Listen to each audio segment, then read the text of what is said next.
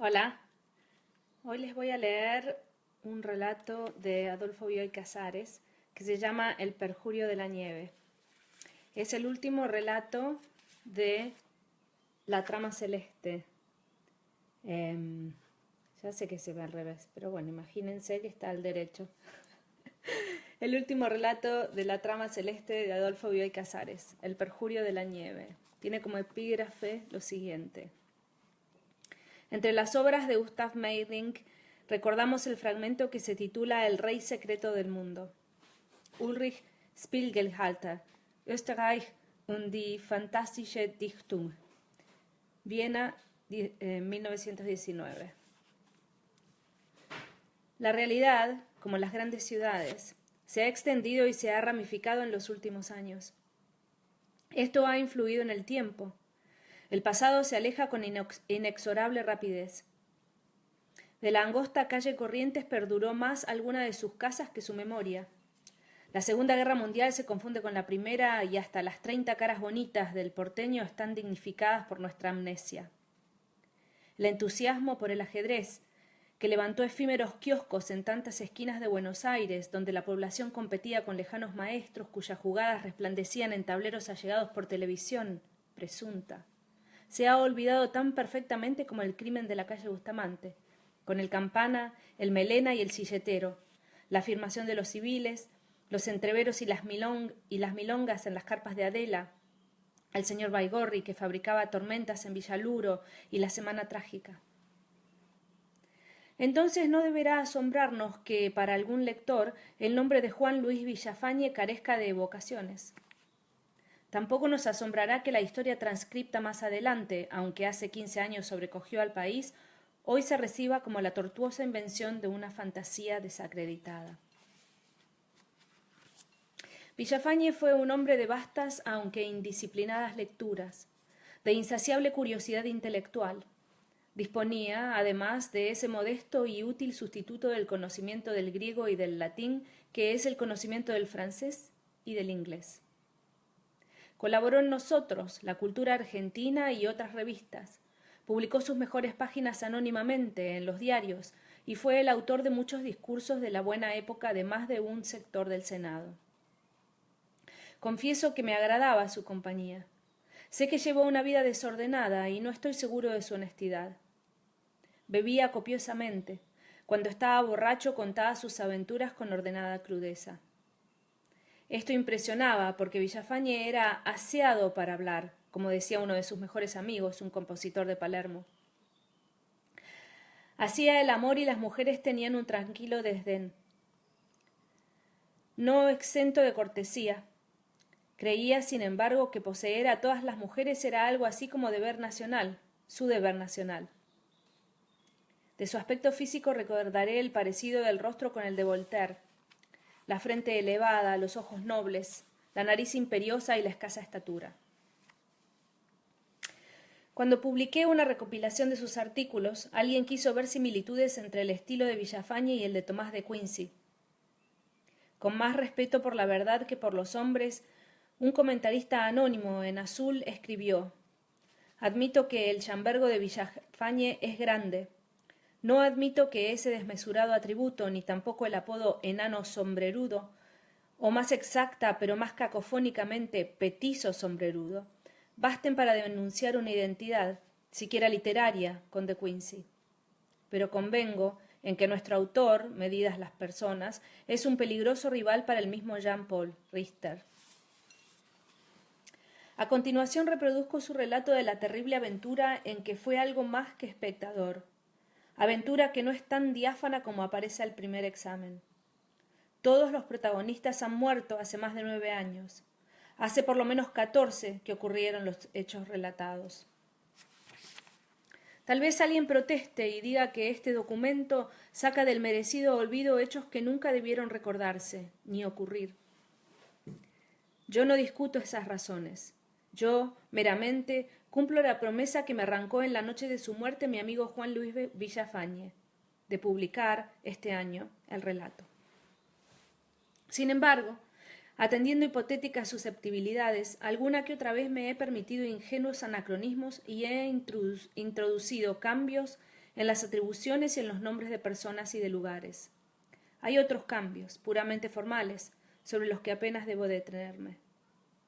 Bastará decir que Villafañe nunca se ocupó del estilo y que por eso observaba normas severísimas.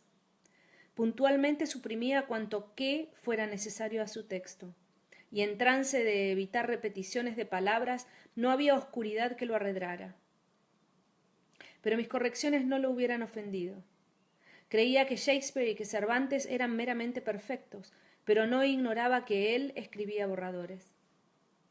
A pesar de los cambios señalados, que sólo para mi escrúpulo no son insignificantes, la relación que hoy publico es la primera que expone con exactitud y que permite comprender una tragedia de la que nunca se conocieron las causas ni las explicaciones, aunque sí los horrores.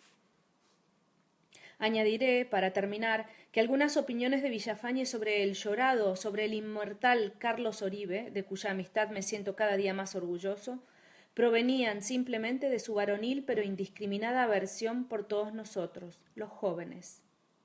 Firma ABC. Relación de terribles sucesos que se originaron misteriosamente en General Paz, gobernación del Chubut.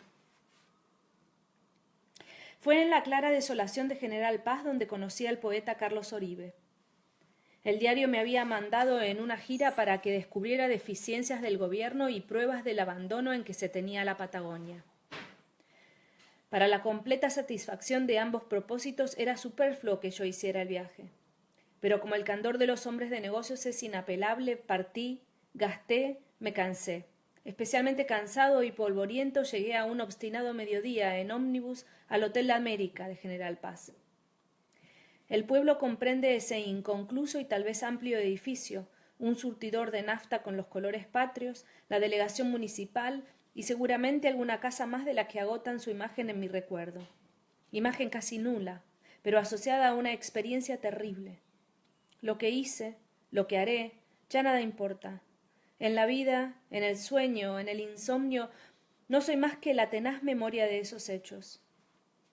Todo, aún las primeras impresiones del día, el olor a madera, paja y aserrín de la casa de comercio, que era una dependencia del hotel, de las calles blancamente polvorientas, iluminadas por un sol vertical, y a lo lejos desde la ventana el bosque de pinos, todo quedó contaminado de un siniestro y más o menos preciso valor simbólico. ¿Puedo rememorar la sensación que tuve la primera vez que vi ese bosque? ¿Puedo imaginarlo como una simple arboleda de presencia un poco inverosímil en esa empedernida esterilidad, pero todavía no alcanzado por los horrores que evoca para siempre? Cuando llegué, el patrón me condujo hasta una pieza en que había equipajes y ropas de otro viajero, y me pidió que no tardara, porque el almuerzo estaba listo. No me apresuré. Un rato después, consciente de mi lentitud, entré en ese comedor donde oiría el principio de la historia que iba a alterar con secreta violencia la vida de tantas personas. En el comedor había una mesa larga. El patrón retiró un poco la silla y sin levantarse me presentó a cada una de las personas que estaban allí.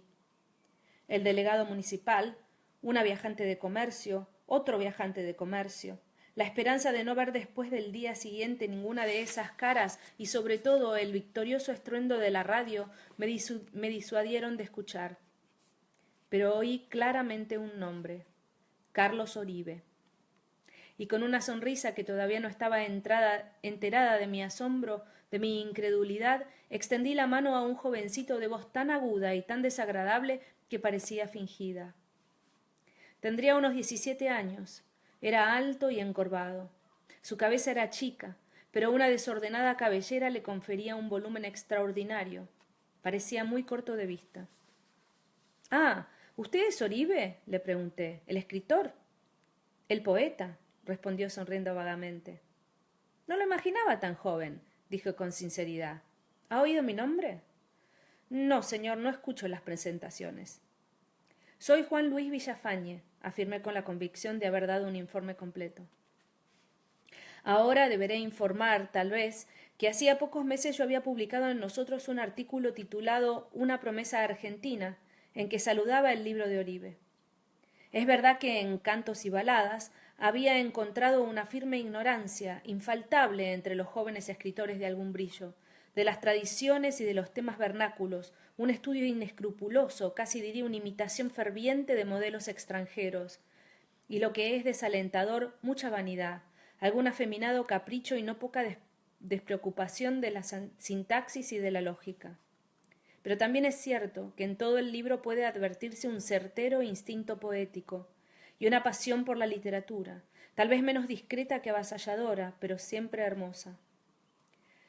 No hay escasez de genios, o por lo menos de personas que obran como si fueran genios.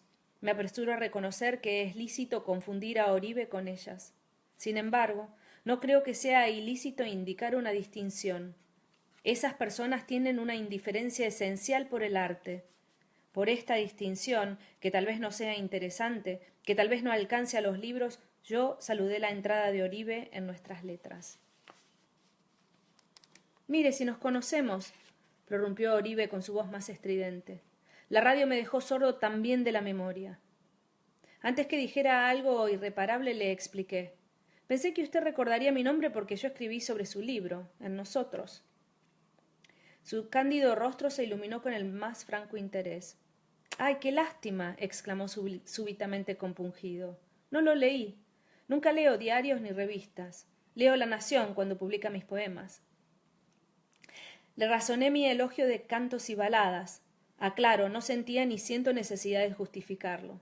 Y recordé algunos versos que me habían parecido felices. De pronto me vi efusivamente palmeado y congratulado. Excelente, excelente, repetía Oribe, en un tono que manifestaba una generosa intención de estimularme. No debe creerse que este diálogo nos distanció. 2 días después hicimos juntos el viaje a Bariloche. En este intervalo había ocurrido la terrible desgracia. Los únicos pasajeros del ómnibus éramos una señora enlutada, Oribe y yo. Nosotros estábamos tristes y no teníamos ganas de hablar. Era evidente, en cambio, que la pobre vieja quería iniciar cualquier conversación. El ómnibus se detuvo a cargar nafta. Bajamos a caminar. Oribe me dijo con insospechada dureza: «No estoy dispuesto a darle el gusto». Se refería naturalmente a la pobre mujer. Yo creía que una conversación con ella era nuestro poco fascinador pero no espantoso destino. Un rato después, la señora se aventuró a preguntarme si el próximo pueblo era Moreno. Estaba a punto de contestarle cuando, sentándose con las piernas cruzadas en el piso del ómnibus y levantando los brazos y mirándome en los ojos, Oribe gritó con su horrorosa voz: «Sentados en el suelo, que al fin es la verdad, narremos con tristeza las muertes de los reyes y hablemos de epitafios, de tumbas, de gusanos». Se dirá, esto era pueril, desmedido, inoportuno. Pero había tal vez, entre los confusos motivos de Oribe, una intención benévola: combatir nuestra melancolía. La señora se rió mucho y los tres nos pusimos a conversar. Se dirá también, esto era lo que Oribe quería impedir. Pero no olvidemos que él era sensible a cualquier homenaje y que la señora, como tantas personas que lo conocieron, estaba notoriamente impresionada. Yo oculté mi impresión.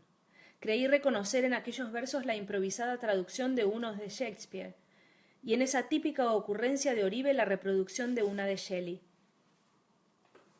Pero no quiero sugerir que todos los actos de Oribe fueran plagios. Hay anécdotas que retratan a los hombres. Esa tarde, mientras intentaba dormir una siesta, oí la voz de Oribe que parecía venir del jardín y que repetía, inextinguible como el ave fénix, la muerte de Tristán. Finalmente decidí proponerle que tomáramos un café. Cuando salí al jardín, Oribe no estaba. El patrón apareció en la puerta. Le pregunté si lo había visto. «¡No!», gritó Oribe desde lo alto. «Nadie me ha visto», y continuó sin ningún pudor. «Estoy aquí, en el árbol. Yo siempre me trepo un árbol cuando quiero pensar». Ese mismo día, al anochecer, conversábamos con algunos viajantes y con el delegado. Oribe parecía interesado en la conversación. De pronto empieza a dar signos de creciente impaciencia y por fin corre hacia el interior de la casa. La persona que hablaba olvida lo que estaba diciendo. Los demás pretendemos disimular nuestro asombro.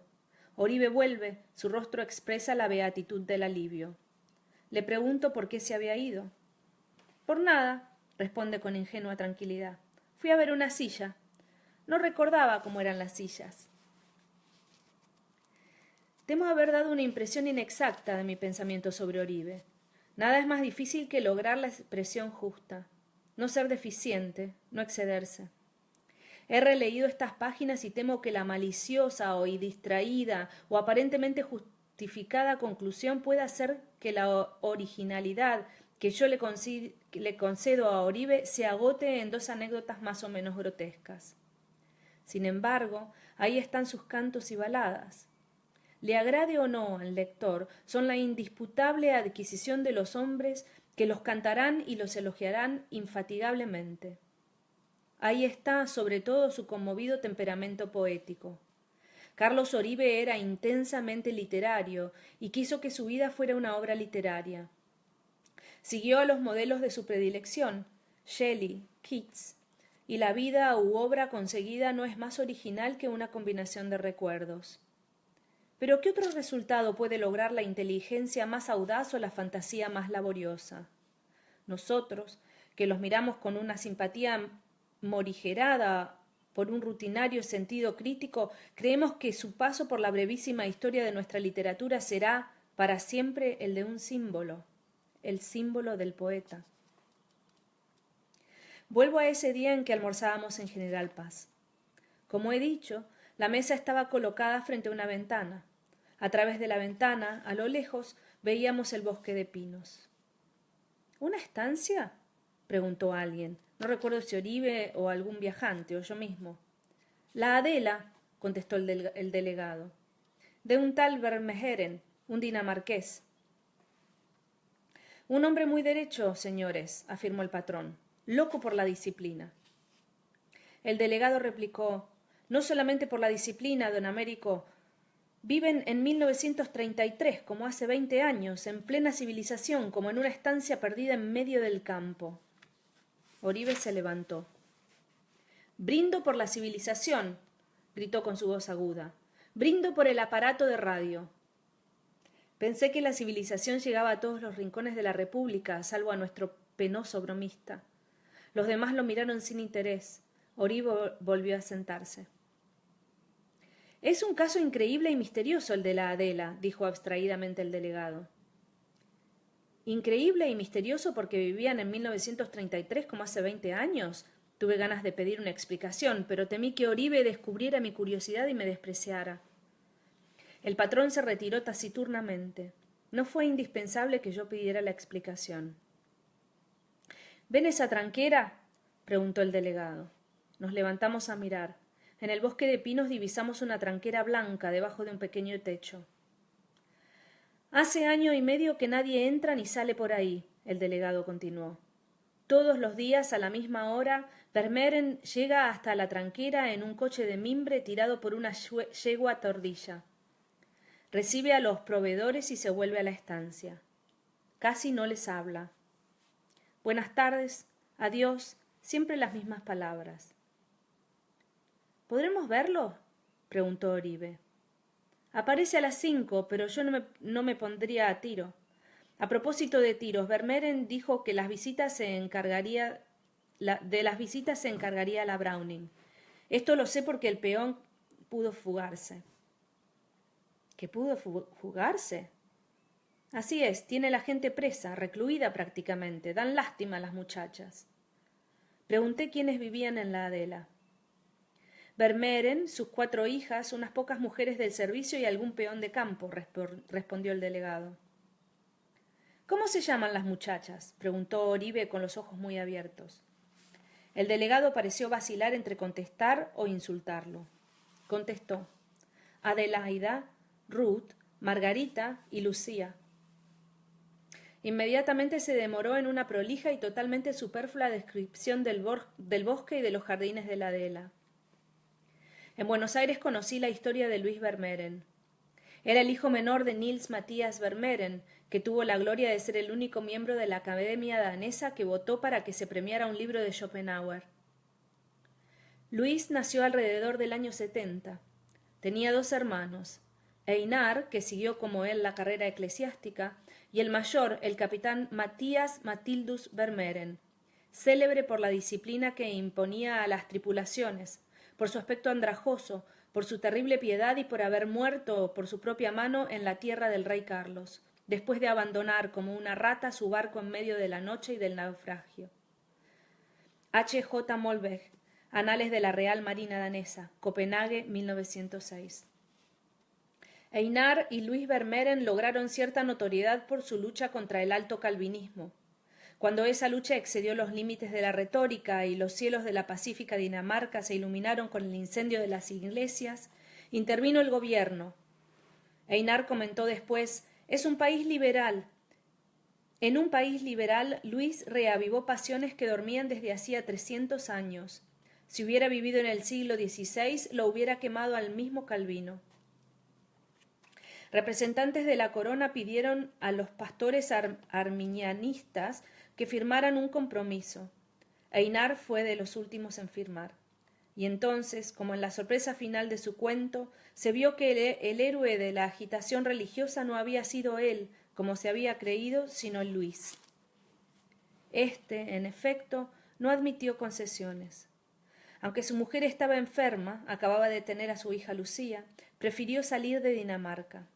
Poco después, en un atardecer de noviembre de 1908, se embarcaron en Rotterdam, hacia la Argentina. La mujer murió en alta mar. Esa muerte fue inesperada para Vermeeren, que sólo pensaba en sus luchas religiosas y en la traición del hermano. Esa muerte fue como un castigo irremisible y como una advertencia atroz. Vermeeren decidió refugiarse con sus hijas en un lugar solitario. Decidió irse a la Patagonia, en el fondo de la Argentina, en el fondo de esa inacabable y solitario país. Compró el campo de Chubut y empezó a trabajar, para ocuparse en algo. Muy pronto lo apasionó el trabajo. Consiguió que le prestaran grandes sumas de dinero y con una disciplina y con una voluntad casi inhumanas organizó un admirable establecimiento, levantó en el desierto jardines y pabellones y en menos de 8 años pagó totalmente su enorme deuda. Pero sigo con mi relato de esta primera tarde en el Hotel América. Era la hora del té. En grandes tazones enlosados tomábamos unos mates con galleta. Recordé nuestra intención de espiar a Vermeeren cuando apareciese en la tranquera. «Son casi las 5», dije. «Si no salimos enseguida no lo vemos, estamos lejos». «Desde nuestra pieza estaremos cerca», gritó Oribe. Lo seguí, resignado. Ya en la pieza, creo haber dicho que la compartíamos, abrió impúdicamente una valija cubierta de rótulos, y con ademán y sonrisa de prestidigitador sacó unos importantísimos anteojos de larga vista. Me hizo una leve reverencia para que me acercara a la ventana, levantó los anteojos y se puso a mirar. Yo esperaba que me los ofreciera. A lo lejos, en el bosque, mis ojos divisaban la pequeña tranquera con el techo, y más allá un camino angosto que se perdía oscuramente entre los árboles. De pronto apareció una mancha blanca. Después fue un caballo tirando un coche.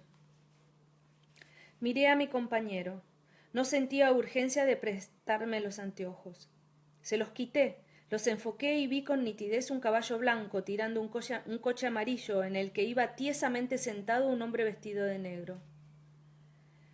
El hombre bajó del coche y cuando lo vi caminar hacia la tranquera, ínfimo y diligente, tuve la extraña impresión de que en ese acto único veía superpuestas repeticiones pasadas y futuras, que la imagen que me agrandaba el anteojo estaba en la eternidad. Lo felicité a Oribe por sus anteojos y fuimos a tomar unas copas. «¡Caballeros!», gritó Oribe con su voz de rata. «¡Atención! Después de lo que he visto no me voy sin conocer la Adela». El patrón le creyó. «No le arriendo la ganancia», dijo desapasionadamente. «El dinamarqués tiene enferma la cabeza, pero no el pulso. ¿Y usted sabe los perros que hay allí? Si lo agarran lo dejan como para sembrarlo a voleo, amiguito». Para cambiar de conversación le pregunté a Oribe qué amigos tenía en Buenos Aires. «Carezco de amigos», respondió. No creo arriesgado, sin embargo, dar ese título al señor Alfonso Berger Cárdenas. No pregunté más. Sentí que Oribe era un monstruo, o que por lo menos éramos dos monstruos de escuelas diferentes. Yo había hojeado un libro de ABC, yo había escrito sobre el precoz autor de Embolismo y de casi todos los errores que sin mucho trabajo puede cometer un escritor contemporáneo, casi todos, de acuerdo con su lista de obras. Aún le quedaban algunos cuentos y algunos ensayos en preparación. Me parece inútil declarar que hoy pienso de otro modo. Berger es mi único amigo. Si me atreviera diría que es el único discípulo que dejo. Pero entonces le agradecí a Oribe la información y agregué: me voy a la pieza, a escribir, lo veré luego. Tal vez lo haya tratado con impaciencia, tal vez Oribe justificara esa impaciencia. En el recuerdo, sin embargo, es una figura patética. Lo veo esa noche en la Patagonia, alegre, erróneo y animoso, a la entrada misma de un insospechado laberinto de persecuciones. A eso de las 10:15 salió del hotel. Declaró que iba a caminar para pensar en un poema que estaba escribiendo. Hacía tanto frío que eso era una locura desmedida, aún para Oribe. No le creí, no le contesté, lo dejé salir.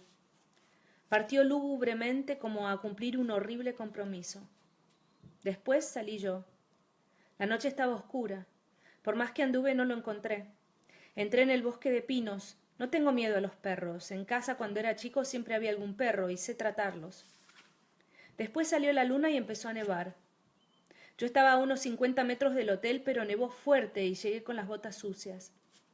Adentro, Oribe me esperaba, asonsado por el frío.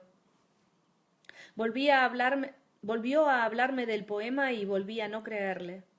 Tomamos unas copas. El poeta las necesitaba, a lo mejor yo también. Le conté mi excursión. Yo debía de estar medio borracho. Me parecía que Oribe era un gran amigo, digno de confidencias, y lo obligué a quedarse hasta el alba mientras yo charlaba y bebía. Al otro día me desperté muy tarde. Oribe estaba de pie frente a la ventana, con ojos de asombro y con los brazos abiertos. «¡Otro mito que muere!» exclamó.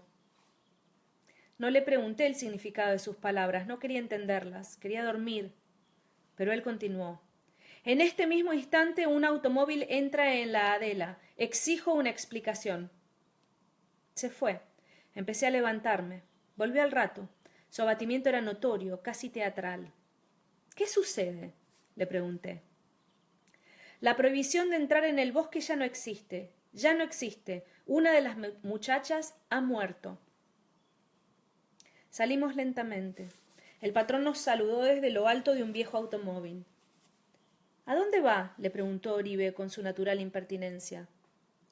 «A Moreno, a buscar un médico. Al de aquí le cortaría el pescuezo. Lo vi esta mañana para que fuera a la estancia por el certificado. Ahora me avisan de la estancia que no ha ido. Mando un chico a su casa y le dicen que se fue al Neuquén». Un viajante nos preguntó si iríamos al velorio. Oribe aseguró que no. «Pueden ir», dijo el patrón. «Va todo el pueblo». La decisión de Oribe era firme. Tal vez tuviera razón. Ir al velorio tal vez fuera desagradable, pero me irritaba que tomara decisiones por mí y que se metiera en mis cosas. A la tarde no sabíamos qué hacer. No podíamos irnos porque hasta el día siguiente no había ómnibus. Toda la gente de General Paz estaba en el velorio. No teníamos ganas de conversar. Yo pensaba en la muchacha muerta. Oribe también, seguramente. No me atrevía a preguntarle si sabía el nombre de la muchacha. En general lo trataba con autoridad. Sin embargo, en algunas ocasiones me cuidaba vergonzosamente, como si temiera su opinión. Por fin me preguntó: «¿Vamos al velorio?». Acepté. Fuimos caminando porque no quedaba ningún vehículo en General Paz. Era casi de noche cuando cruzamos la tranquera de la Adela en silencio, con una compartida solemnidad que ha de parecer una tontería o un presagio. Oribe murmuró: «Con tal que hayan atado a los perros». «¿Cómo no van a atarlos?», repliqué, «si invitan al velorio». «Yo no me fío en los rústicos», aseguró mirando para todos lados. Durante unos 10 minutos seguimos por ese camino entre árboles. Después llegamos a un lugar abierto, pero rodeado de lejos por arboledas. En el fondo estaba la casa. Alguna vez en fotografías de Dinamarca habré visto casas parecidas a la de Vermeeren. En la Patagonia resultaba asombrosa. Era muy amplia, de altos, con techo de paja y paredes blanqueadas, con recuadros de madera negra en las ventanas y en las puertas. Llamamos. Alguien nos abrió. Entramos en un vasto corredor muy iluminado, extraordinariamente para una casa de campo, con las puertas y las ventanas pintadas de azul oscuro, con estanterías repletas de objetos de porcelana o de madera, con alfombras de colores brillantes. Oribe dijo que al penetrar en la casa tuvo la impresión de penetrar en un mundo incomunicado, más incomunicado que una isla o que un buque. Realmente los objetos, las cortinas y las alfombras, el rojo, el verde o el azul de las paredes y los marcos determinaban un ambiente de interior casi palpable. Oribe me tomó del brazo y murmuró: «Esta casa parece levantada en el centro de la tierra. Aquí ninguna mañana tendrá cantos de pájaros». Todo esto era una afectada exageración, una desagradable exageración, pero lo repito porque expresa con bastante fidelidad lo que podía sentirse al entrar en la casa. Pasamos luego a un enorme salón, con 2 grandes chimeneas en cuyos hogares crepitaban las ramas de los pinos en violentas fogatas. En la penumbra de un ángulo distante percibí un grupo de personas. Alguien se levantó y vino desde allí a recibirnos. Reconocimos al delegado. «El señor Vermeeren está muy abatido», nos anunció, «muy abatido. Vengan a saludarlo». Lo seguimos. En un sillón alto rodeado de hombres callados estaba Vermeeren, vestido de negro, con la cara, que me pareció blanquísima y carnosa, reclinada sobre el pecho. El delegado nos presentó. Ningún movimiento, ninguna respuesta señaló que la presentación fuera oída o que Vermeeren viviera. El grupo continuó en silencio. Al rato, el delegado nos preguntó: «¿Quieren verla?». Extendió un brazo. «Está en este cuarto. Las muchachas la velan». «No», me apresuré a contestar. «Hay tiempo». Miré hacia arriba. El salón era muy alto. En uno de los extremos había un coro o entrepiso que ocupaba todo el ancho. Al frente, el coro tenía una balaustrada roja. En el fondo se veían 2 puertas rojas. Un grueso cortinado verde, como un telón de teatro, colgaba del entrepiso cubriendo un extremo del salón. Oribe se apoyó desaprensivamente en una lámpara de pie, con águilas, que estaba al lado de Vermeeren. Me preguntó con alguna timidez: «¿En qué piensa?». Enseguida le mentí. «Pienso que hace mucho que no escribo nada para el diario. No encuentro tema». «¿Y esto?», preguntó Oribe. «Es claro», dijo el delegado. «No, no me atrevo», respondí. El delegado insistió: «Sería un honor para el señor Vermeeren». Todavía, dije, si tuviera una fotografía de la muchacha. Me sentí definitivamente canallesco. El delegado y Oribe acogieron con entusiasmo la sugerencia.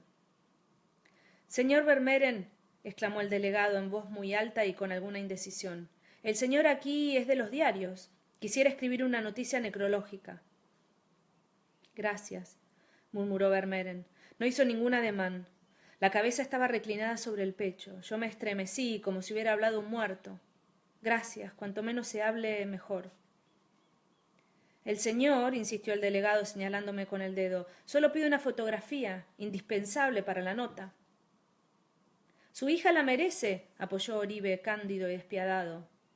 «Bueno», murmuró Vermeeren. «¿Nos va a dar la fotografía?», preguntó Oribe. Vermeeren asintió. No tenía fuerzas para luchar contra personas tan ávidas. Casi me tienta la compasión, casi lo ayudo. Dejé que se arreglaran entre ellos.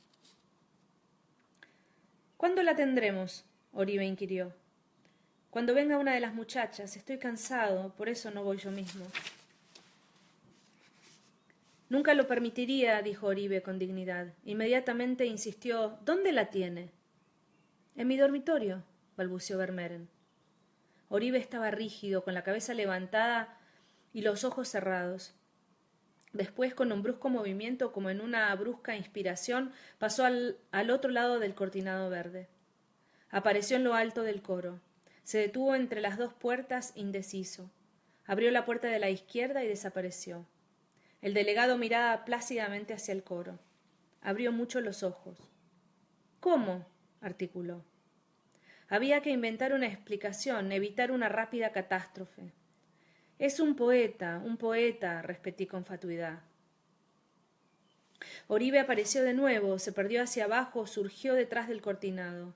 Traía en la mano una fotografía. Yo quise verla. Se la tendió a Vermeeren. Temblando, le oí preguntar: ¿Es esta? Durante un tiempo que me pareció largo, pero que tal vez fue la fracción de un segundo, Vermeeren siguió inmóvil, con la cabeza reclinada sobre el pecho, como adormecido en el dolor. Después, como si la proximidad de la fotografía lo reanimara, se irguió. Encendió la lámpara. Era flaco y alto, y en su rostro carnoso, blanco y femenino, los labios tenues y los grandes ojos celestes parecían expresar una impávida crueldad. En ese momento entró una de las muchachas. Puso una mano sobre un hombro de Vermeeren y dijo: «Ya sabes, no te conviene agitarte». Apagó la lámpara y se alejó. Según Oribe, el delegado comentó después la insistencia con que yo había mirado a la muchacha. Me fui a sentar en un sofá, junto a una portada que se comunicaba por un corredor con el cuarto en donde estaba la muerta. Por ahí pasaban los que iban a mirarla. Estuve mucho tiempo, tal vez horas. Vi pasar a una de las muchachas. Lo vi pasar a Oribe. Lo vi salir. Me rehuyó la mirada. Tenía lágrimas en los ojos. Vi pasar otra muchacha. Por fin me levanté y le dije a Oribe que nos fuéramos de la casa. No quiero ver personas muertas. Después no puedo recordarlas como vivas. Le pregunté si tenía la fotografía. Me respondió afirmativamente con una voz temblorosa. Cuando estuvimos afuera se la pedí. Había tan poca luz que apenas pudimos encontrar el camino. En el hotel, Oribe pidió un anís. Yo no quise beber. Me dormí poco antes de las 8 de la mañana. La noche se había acabado enseguida, aunque estábamos tristes, callados y despiertos. Creo que Oribe no durmió. Al rato me desperté. No tenía ánimo para nada y me quedé en la cama hasta el mediodía. Oribe fue al entierro. Después tomamos el ómnibus y emprendimos el regreso a Buenos Aires, por Bariloche, Carmen de Patagones y Bahía Blanca. Esa primera tarde, Oribe estaba muy deprimido, sin embargo hizo más payasadas que nunca. Antes de separarnos me pidió que le mostrara por última vez la fotografía de Lucía Vermeeren. La tomó con ansiedad, la miró muy de cerca durante algunos segundos y bruscamente cerró los ojos y me la devolvió. Esta muchacha, murmuró como buscando la expresión, esta muchacha estuvo en el infierno. Confieso que no reflexioné si había algo de justo en sus palabras. Le dije: sí, pero la frase no es suya.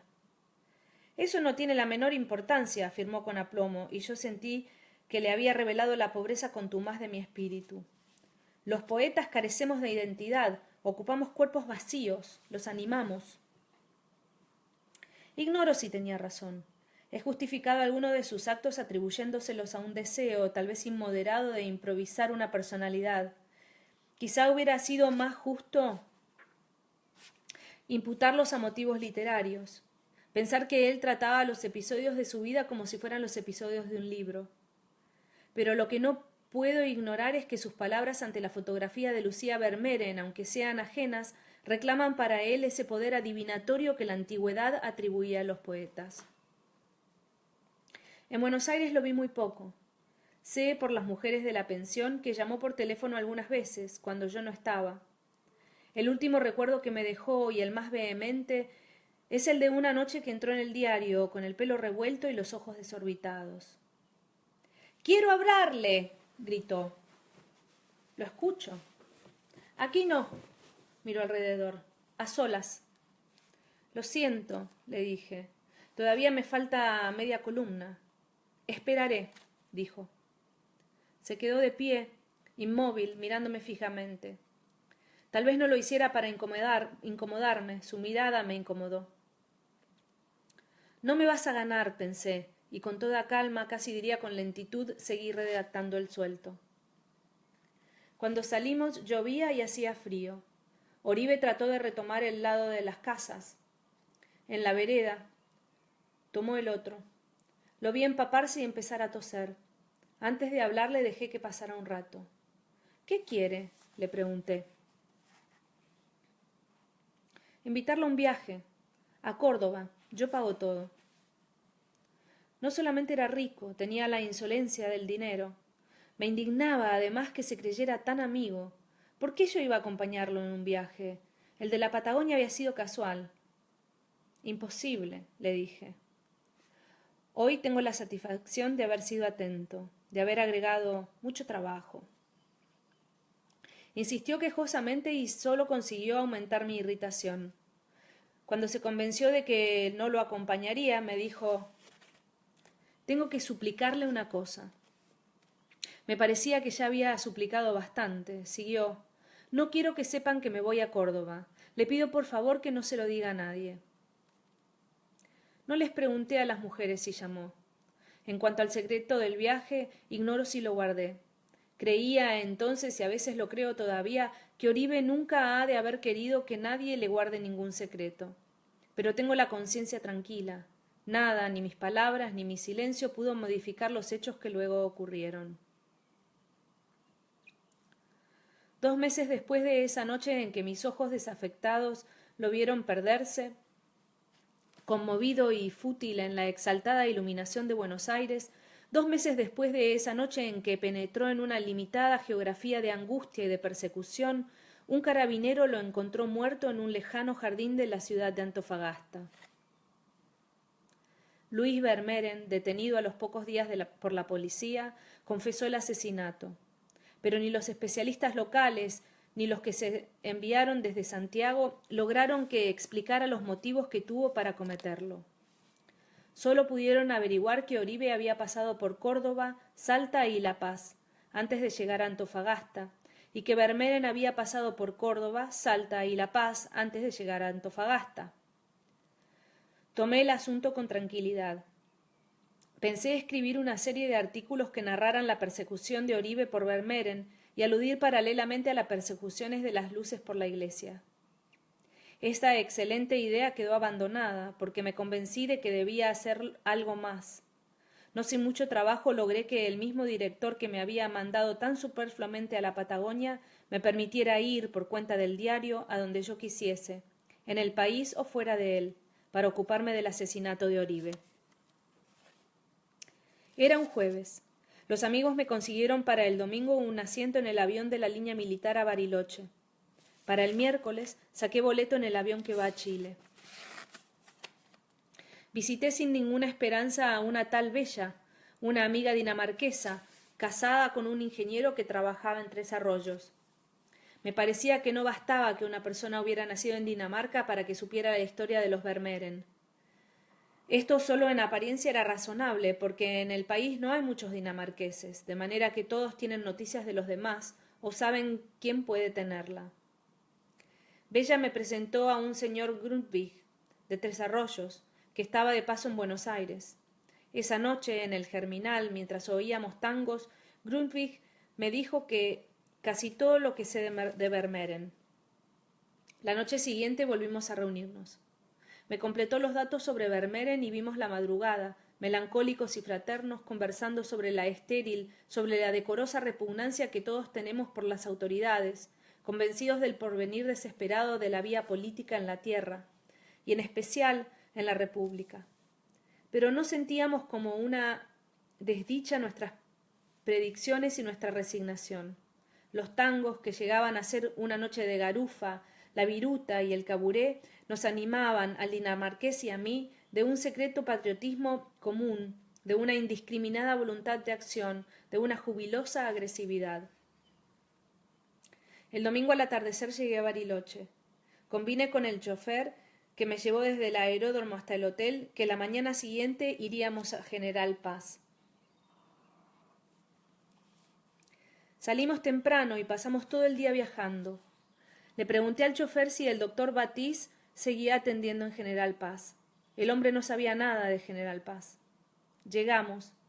Bajé cubierto de tierra y enfermo de cansancio en la casa del médico. Me abrió la puerta el doctor Batiste. Se presentó él mismo y me extendió una mano extraordinariamente pálida, húmeda y fría. Era de escasa estatura. Tenía el pelo y el bigote partidos en mitades iguales, con rayas al medio y ondas paralelas. Me ofreció un horrible brebaje, que resultó ser un vino que él mismo preparaba. Alabó su aparato de radio, le permitía oír el Colón y los discursos de una cantidad de señores con puestos públicos, y me invitó a sentarme.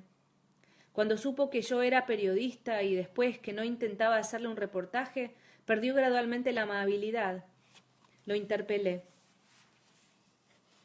Vine a preguntarle por qué usted no quiso ir a la Adela a dar el certificado de defunción de Lucía Vermeeren. Abrió mucho los ojos y pensé que le hubiera gustado llevarse el aparato de radio y hacerme vomitar, lo que no era difícil, su absurdo brebaje. Sin duda quería darse importancia y hablar, pero no hablar del asunto Vermeeren. Su actitud era justificable. Ignoraba hasta dónde podía llevarlo nuestra conversación y ninguna persona decente quiere tratos con la policía. Antes que respondiera, le expliqué. Elija entre hablar conmigo o con las autoridades. Si habla conmigo no va a arrepentirse. Yo hago esta investigación por mi cuenta y no pienso comunicar a nadie los resultados. Elija. El hombre se tragó un vaso de su propio vino y pareció reanimarse. Bueno, exclamó triunfalmente, si me promete discreción, hablaré. Yo examiné a la señorita Vermeeren 1 año y medio antes de la fecha en que dice que murió. No podía vivir más de 3 meses. Dar el certificado, interpreté sin entusiasmo, era admitir un error profesional. El doctor Batiste se restregó las manos. Si quiere verlo así, comentó, no tengo inconveniente. Pero le prevengo, después de la fecha de mi examen, la señorita Vermeeren no pudo vivir más de 3 meses. Le concedo 4 meses, 5, ni un día más. Regresé a General Paz esa misma noche. A la mañana siguiente tomé el avión para Buenos Aires. Durante el viaje tuve sueños. Mis emociones y acaso la tenacidad del movimiento y del cansancio debieron regir esas horribles fantasías. Yo era un cadáver, y en el sueño el deseo de acabar el viaje era el deseo de que me enterraran. Soñé que todos mis amigos eran fantasmas de personas que habían muerto. Muy pronto morirían también como fantasmas. Un temor no especificado me impedía mirar la fotografía de Lucía Vermeeren. Ya no era una fotografía lo que yo miraba, lo que yo adoraba, lo que yo tocaba. Después hubo un cambio atroz. Cuando volvía a mirarla, aunque nunca dejé de mirarla, se me castigó por esa interrupción retrospectiva. La imagen se había borrado. Quedaba un papel en blanco y supe definitivamente que Lucía Vermeeren estaba muerta.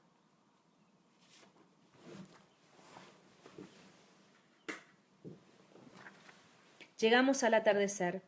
Yo estaba cansado, pero esa era mi última tarde en Buenos Aires y quería verlo a Verger Cárdenas antes de irme a Chile. Llamé por teléfono a su casa. Me atendió él mismo y me dijo que no estaba.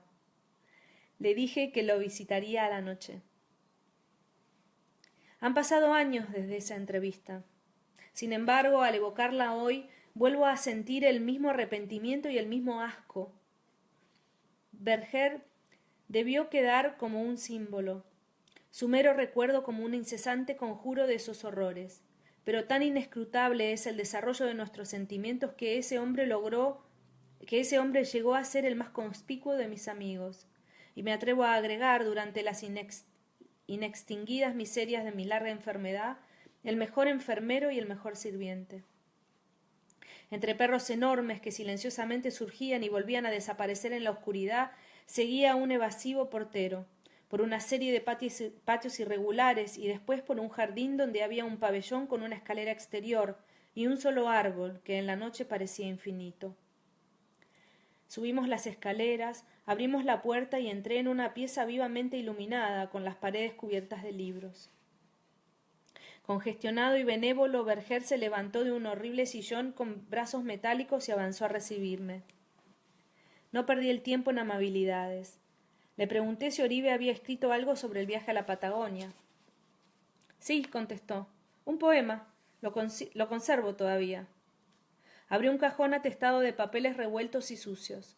Hurgó ahí dentro y al rato sacó un cuaderno de tapas rojas. Se dispuso a leer. Yo se lo copié, declaró, de mi puño y letra. No tiene importancia, dije, le saqué el cuaderno. Descifro las peores escrituras.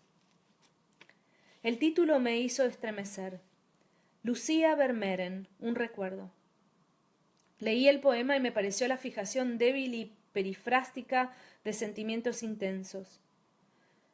Pero este es un juicio posterior y confieso que esa noche solo pude expresar una confusa aunque violenta emoción.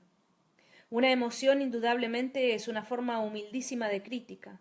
Sin embargo, por merecerla, el poema se distingue entre todos los de Oribe. A pesar de las férvidas intenciones de imitar a Shelley, prodigaba a nuestro poeta más felicidad verbal que sinceridad. Los versos que leí tenían defectos formales y no eran siempre eufóricos, pero eran sentidos. Como no dispongo de esa calumniosa recopilación póstuma en donde figura el poema, debo citar de memoria, y desgraciadamente recuerdo una de las estrofas más lánguidas. Su primer verso es pobre. Las palabras bosque, desierto, leyenda son valores poéticos análogos y no se refuerzan mutuamente. El segundo verso, émulo de las peores victorias de Campoamor, es indigno de Oribe. En el último la cesura no cae naturalmente. Considero, por fin, que la elección de la palabra desesperanza no debe reputarse un acierto. La estrofa en su conjunto y en su miseria quizá no delate influencias, pero alguno de sus versos trasluce, al menos me parece a mí, vestigios de Shelley. Mi desmemoriado oído, sin embargo, se niega a precisarlos.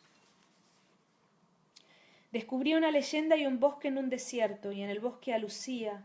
Hoy Lucía se ha muerto. Levántate, memoria, y escribe su alabanza, aunque Oribe caduque en la desesperanza. Le pregunté a Berger si Oribe no le había contado nada de su viaje. Sí, dijo, me contó una aventura rarísima. Berger empezó por el misterio del bosque de pinos y continuó. Usted recordará que Oribe salió del hotel una noche, a eso de las 10, con el pretexto de pensar en un poema que estaba escribiendo. La noche era muy oscura, tan oscura, me dijo, que solo descubrió que había andado entre nieve cuando se miró las botas en el hotel. Se dirigió como pudo al bosque de pinos. Los perros no le salieron al paso. Se alegró de esto, porque los temía, aunque sabía tratarlos. Creo que él también tuvo perros, indagué cuando era chico. Sí, me parece que le oí algo de eso. De pronto se encontró frente al edificio principal de la Adela. Dijo que lo rodeó por el sur, abrió una puerta lateral y se metió al azar por esa casa desconocida. Cruzó cuartos y corredores. Finalmente llegó junto a una escalera de caracol, detrás de una cortina verde. Subió la escalera y desde un entrepiso vio un salón inmenso donde un señor vestido de negro conversaba con 3 muchachas, las primeras personas que encontró en la casa. Afirmaba que no lo vieron. En el entrepiso había 2 puertas. Abrió la puerta de la derecha. Ahí estaba Lucía Vermeeren. Sentí un vértigo y murmuré: ¿qué más? Oribe señalaba 2 puntos. Explicó metódicamente Berger. Primero, que al verlo, la muchacha no se asombró. Era, me repetía, como si de un modo general lo hubiera esperado. Le pedí que no repitiera, que me explicara lo que él entendía, al menos en esa frase, por modo general. Inútil. Usted sabe lo obstinado y lo desatento que podía ser. Después venía el segundo punto, o sea, la docilidad virginal con que la muchacha se entregó. Con su cara congestionada y sus ojos inexpresivos, Berger dio pormenores.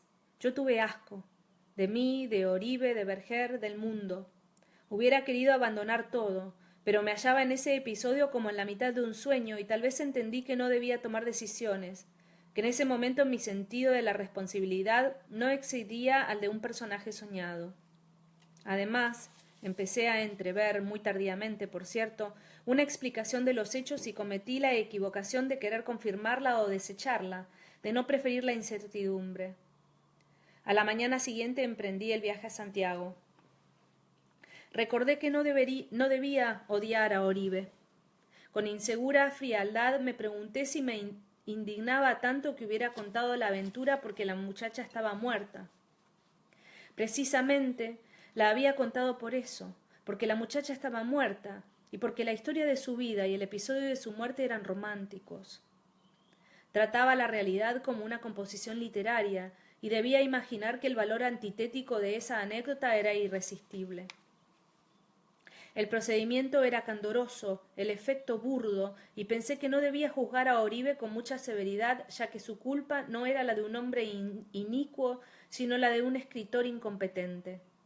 Lo pensé en vano. Los argumentos no abatieron mi condenable rencor. En cuanto llegué a Antofagasta fui a ver al jefe de policía. Este funcionario no se interesó por la carta de presentación, aunque llevaba la firma autógrafa de nuestro jefe. Me oyó con indiferencia y me extendió un permiso para visitar a Vermeeren cada vez que yo quisiera. Lo visité esa misma tarde. En sus ojos durísimos no advertí si me había reconocido. Le hice algunas preguntas. Empezó a insultarme lentamente con una voz en que las palabras casi murmuradas parecían contener un vendaval de odio. Lo dejé hablar. Después le dije: como usted quiera. Yo andaba en una investigación personal, sin intención de publicar los resultados. Pero me ha convencido. Publico los datos que me dio el doctor Batiz y no molesto a nadie. Me retiré enseguida y al día siguiente no aparecía en la cárcel. Cuando volví fue casi atento. Apenas aludió a la entrevista anterior. Me dijo: no puedo explicar este asunto sin referirme a mi pobre hija. Por eso no quise hablar. Confirmó la historia del médico. Agregó que una noche, cuando Lucía subió a acostarse, alguna de las muchachas dijo que parecía increíble que una vida tan cotidianamente igual como era la de ellos pudiera introducirse un cambio, el cambio definitivo de la muerte. Después recordó la frase, y en horas de insomnio, cuando las credulidades y los propósitos son más apremiantes, decidió imponer a todos una vida escrupulosamente repetida, para que en su casa no pasara el tiempo. Debió tomar algunas precauciones. A las personas de la casa les prohibió salir, a los de afuera entrar. Él salía siempre a la misma hora a recibir las provisiones y dar las órdenes a los capataces. La vida de los que trabajaban afuera siguió como antes. Huyó un peón, es verdad, pero no lo habría hecho para salvarse de una disciplina terrible, sino porque habría descubierto que ocurría algo extraño, algo que no podía entender, y que por eso lo intimidaba.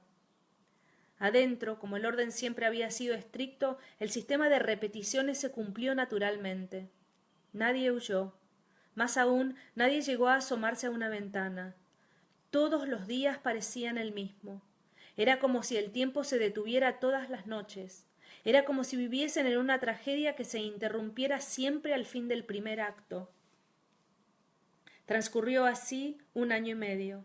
Él se creyó en la eternidad. Después, inesperadamente murió Lucía.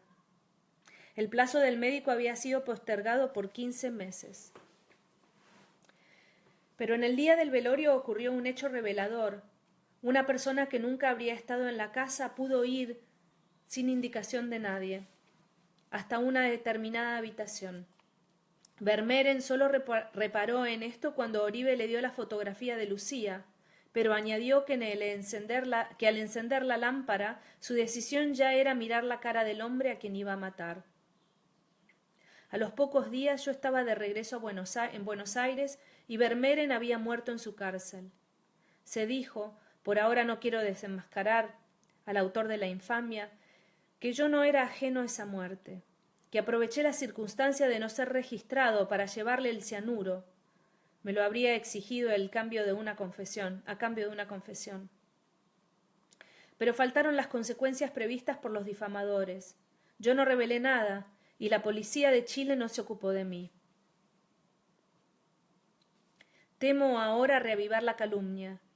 Se alegará que los datos que me dio el médico y la simple amenaza de publicarlos no pudieron bastarme para obtener las declaraciones de Vermeeren. Se pasará por alto la dificultad que yo había tenido para conseguir un veneno en Antofagasta. Se insistirá en que esta publicación es la prueba que faltaba. Yo, sin embargo, espero que el lector encuentre en mis páginas la evidencia de que no pude complicarme en el suicidio de Vermeeren. Establecerla denunciar la parte preponderante que en los hechos de General Paz tuvo el destino y mitigar en lo posible una responsabilidad que oscurece la memoria de Oribe, fueron los estímulos que me permitieron ordenar, en plena enfermedad y al borde mismo de la desintegración, este relato de hechos y de pasiones concernientes a un mundo que ya no existe para mí. Aquí se interrumpe el manuscrito de Juan Luis Villafañe.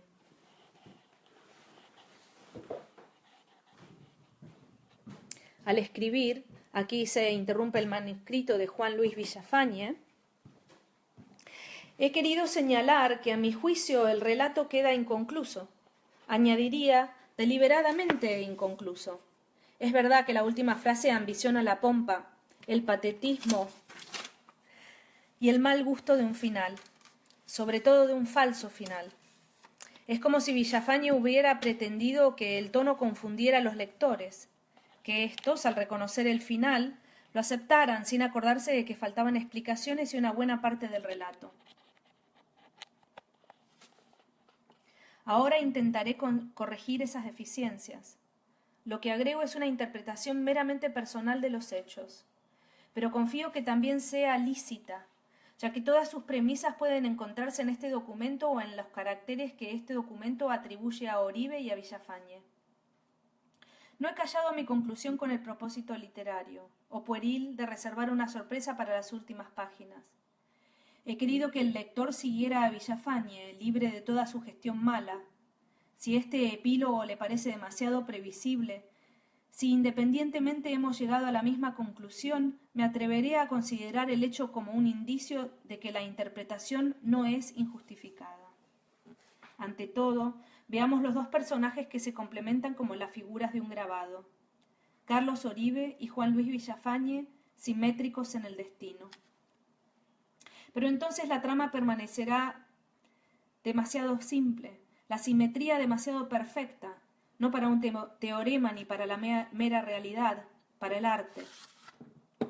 Hablar de eminencias grises para describir a Villafañe, aunque esencialmente no tergiverse los hechos, es un error, porque los tergiversa aparentemente. Ya he dicho que Villafañe solía obrar de un modo anónimo, indirecto, que sus mejores artículos aparecieron sin firma, y que más de una brillante y borrascosa discusión en el Senado fue un diálogo imaginario, un intrínseco monólogo en el que Villafañe, impersonados por varios senadores, proponía y rebatía. Con respecto a Carlos Oribe, hay una cuestión que muchos prefieren ignorar. Yo disento de ellos. Si nadie la discute, en detrimento de la historia, se le magnificará o se la olvidará. Dejo que otros se avergüencen de sus ídolos, los despojen de sus caracteres humanos y los conviertan en personajes simbólicos. En una calle, en una fiesta escolar y en una incesante deberes para los escolares. Yo lo he reconocido a Carlos Oribe. Yo lo admiro, tal como era. Confieso, pues, sin rubor, Oribe ha plagiado algunas voces. Al tratar este delicado asunto convendrá quizás recordar las palabras de Oribe sobre los plagios de Coleridge. ¿Era para Coleridge imprescindible copiar a Schelling? ¿Lo hacía in forma pauperis? De ningún modo. He aquí el enigma. En cuanto a Carlos Oribe, el enigma no existe. Oribe imitaba porque la riqueza de su ingenio abarcaba las artes imitativas. Desaprobar en él la imitación es como desaprobar en un actor dramático. Pero recapitulemos la historia. Por la ventana del hotel, en General Paz, Oribe y Villafañe ven a lo lejos un bosque de pinos.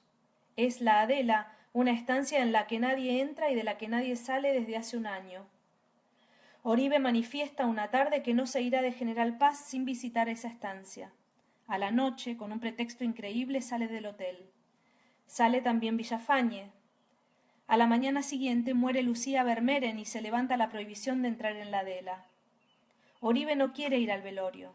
Después va y se mueve en la casa como si la conociera. Después, Vermeeren mata a Oribe. Mi conclusión no es imprevisible. Vermeeren se ha equivocado.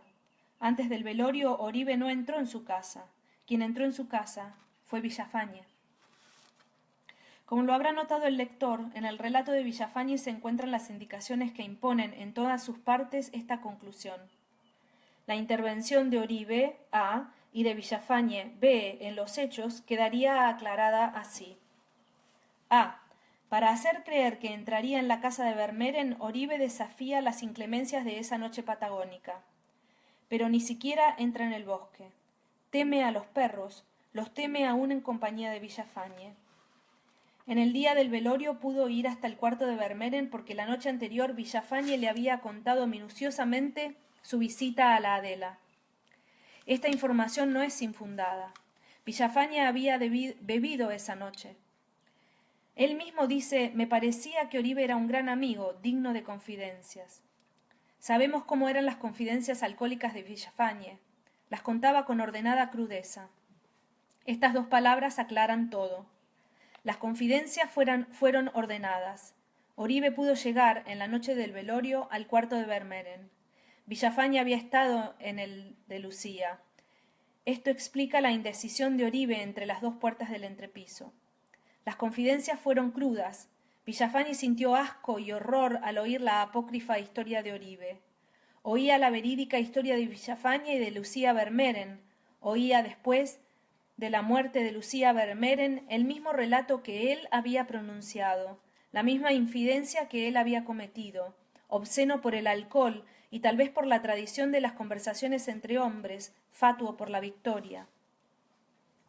Oribe aparece atribulado por la muerte de Lucía, pero el narrador observa, su abatimiento era notorio, casi teatral. En efecto,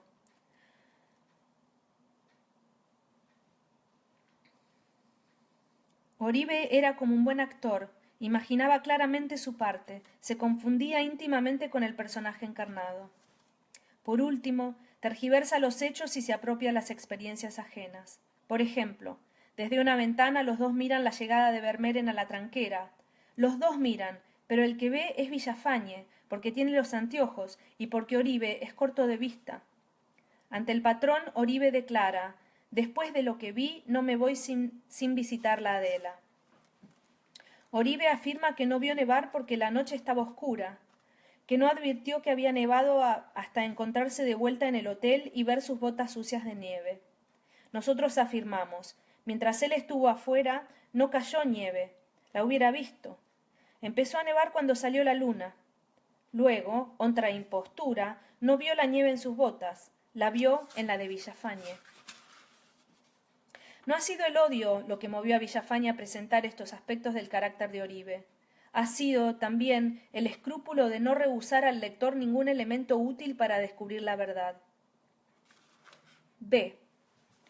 Villafañe salió después de Oribe, como si lo siguiera. Pero imaginar a Villafañe espiando a Oribe es absurdo. Villafañe salió para entrar en la Adela. Estuvo con la muchacha. Cuando le dicen que una de ellas ha muerto, requiere saber su nombre. Después no se va del velorio hasta ver a las 3 hermanas de la muerta. Teme que ésta sea la que estuvo con él la noche anterior. Espera que no sea. Pero desde el principio ha temido lo peor, y se ingenia para que Oribe y el delegado le consigan una fotografía. Quiere guardar una reliquia. Declara que aborrece ver personas muertas, porque después no puede imaginarlas vivas. Con referencia a este caso, la frase no tendría sentido si Villafañe no hubiera visto antes a la muchacha. Pasa la noche en vela, está muy triste, está enamorado de Lucía Vermeeren. No creo que una fotografía y un destino más o menos poético bastaran para enamorarlo. Se refiere al relato de Oribe como a esos horrores y alude a arrepentimiento. Villafañe solo pudo hablar de arrepentimiento si tenía alguna responsabilidad en la suerte de Oribe. Solo pudo hablar de horrores si en el relato de Oribe oyó su irrespetuoso relato de una aventura atrozmente purificada por la muerte. Finalmente, llamo la atención del lector sobre una frase de Villafañe. Compara un episodio de la vida de Vermeeren con la sorpresa final de un cuento, en que un personaje, hasta entonces considerado secundario, resultaba bruscamente el protagonista. Me pregunto si Villafañe no ha dejado esa frase para que alguien la recoja e interprete, como con una clave, todo el relato. No creo que la única interpretación de estos hechos sea la mía. Creo, simplemente, que es la única verdadera. Faltan unas pocas palabras sobre Villafañe y sobre Lucía Vermeeren. Tal vez Lucía Vermeeren haya recibido a Villafañe como el ángel de la muerte que la salvaría, por fin, de esa laboriosa inmortalidad impuesta por su padre. En cuanto a Villafañe, el destino se había ensañado con él. Lo convirtió en instrumento de muertes, pero no lo derrotó. Nada logró derrotar su tranquila hombría, su incorruptible serenidad. Una vez dijo: «Me agrada pensar que Oribe tuvo una muerte acorde con su vida». No dio ninguna explicación. Yo creo entreverla. Agregó algo sobre muerte propia. En aquel tiempo todos hablábamos de muertes propias y ajenas. No había mucho que entender en la distinción. Sobre la calumnia que lo complica en el suicidio de Vermeeren me atrevo a declarar que tiene un solo origen, el manuscrito del mismo Villafañe. No sugiero, sin embargo, que Villafañe haya inventado esa indefinible calumnia para que el lector lo destruya y crea descubrir su inocencia. Pero mi último recuerdo será para Carlos Oribe. Lo imagino en la noche de su partida, agitando un sombrero de paja y repitiendo este involuntario dodecasílabo: «No todos, no todos se olviden de mí». La súplica del poeta fue escuchada. A, B, C. Bueno, muchas gracias por haber escuchado este relato larguísimo de la trama celeste, que se llama El perjurio de la nieve. Si todavía están despiertos, díganme qué les pareció, o vuelvan a escucharlo tranquilamente. Piensen un poquito en todos los elementos del policial y cómo, porque a Bioy, como a Borges, le gusta parodiar, interrogar, subvertir el género policial. Pensemos un poquito cómo está hecho eso en este relato y pensemos, por supuesto, en el maravilloso tratamiento del tiempo, del espacio, de la memoria que hace siempre Bioy Casares. Bueno, muchas gracias por escuchar y gracias por aguantar mientras enchufaba el celular que se quedaba sin batería, porque este relato es muy muy largo. Gracias, hasta la próxima.